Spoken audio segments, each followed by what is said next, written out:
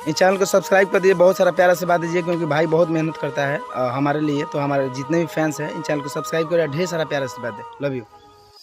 नमस्ते प्रणाम, मेरा नाम पुष्पिंदर और आपका स्वागत है मिस्टर पुष्पिंदर यूट्यूब चैनल पर। दोस्तों बता दें, धड़कन धनंजय जी का एक और बवाल लेवल का सैड सॉन्ग आ गया है, जिस सॉन्ग का टाइटल है दर्द का होला।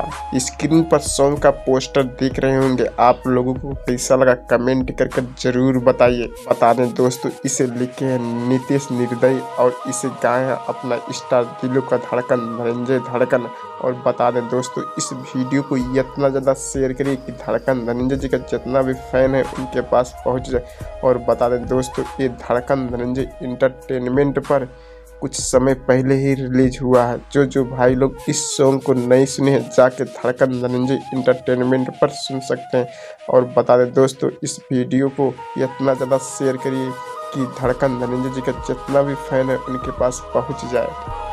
अगर आपको हमारा वीडियो पसंद है तो चैनल को लाइक शेयर सब्सक्राइब करना ना भूलें। धन्यवाद।